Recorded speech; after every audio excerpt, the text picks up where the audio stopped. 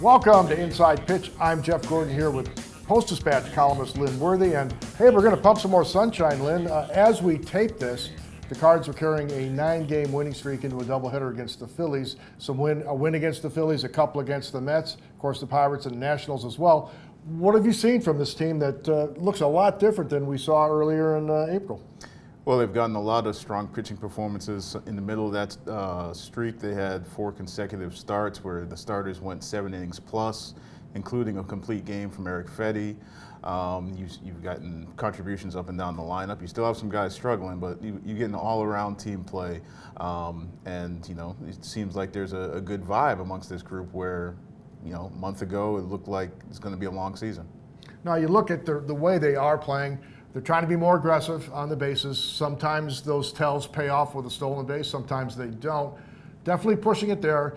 And they're taking some runs away with their fielding. And, while he's not been hitting, boy, Jordan Walker's made plays in right field that you wouldn't have imagined a year ago.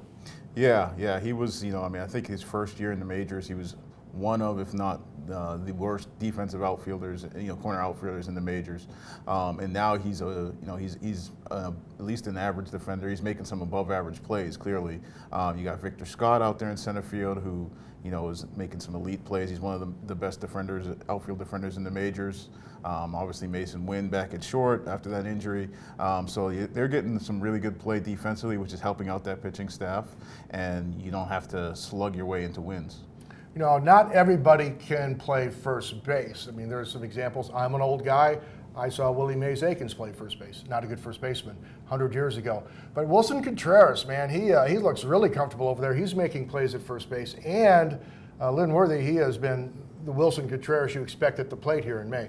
Yeah, part of the move from catcher to first base was to try and keep him healthy so you can get the offensive production that you thought you would be able to get from him in the years when he would always be interrupted by injury.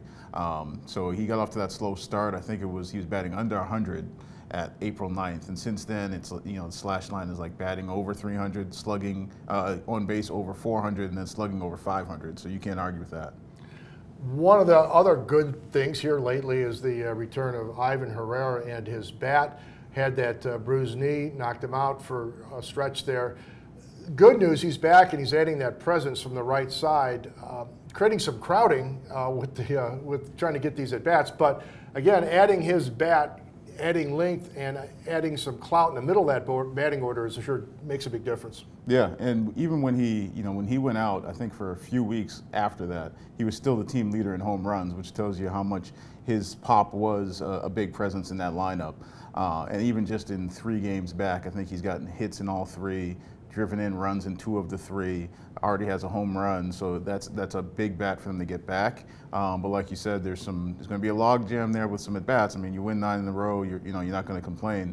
But as far as like Alec Burleson, he had back-to-back games. I think it was May 4th and 5th where he hit home runs, and since then he's had like 10 plate appearances in 6 team games.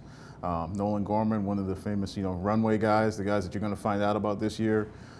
In that same stretch, I think he's only had something like 8 plate appearances. So there's going to be some struggles as far as finding playing time for some guys, because Herrera right now has been mostly used as a DH. He's going to ease back into catching, so you're going to have to find some at-bats for guys, but you're getting wins. All right, last thing, Lynn.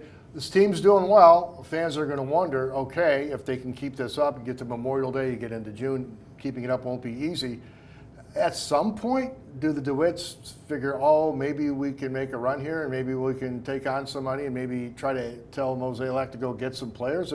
Or is this still going to be the same game plan for the franchise through the season?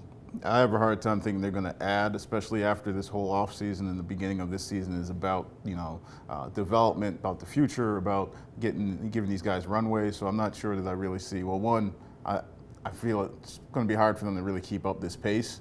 And then 2, I don't know how they can really add to this group when that was sort of what everything was sold, but also because their future, they still have some big question marks. I mean, you think about their pitching depth, I feel like, whether that means Fedde or Arenado or Helsley, you're probably going to need to use some of the assets you have to add arms to your farm system, because as of right now, I mean, you got Michael McGreevy, and then behind that, you don't have a whole lot of depth. You have, Tink Hence is still hurt, Quinn Matthews still hurt.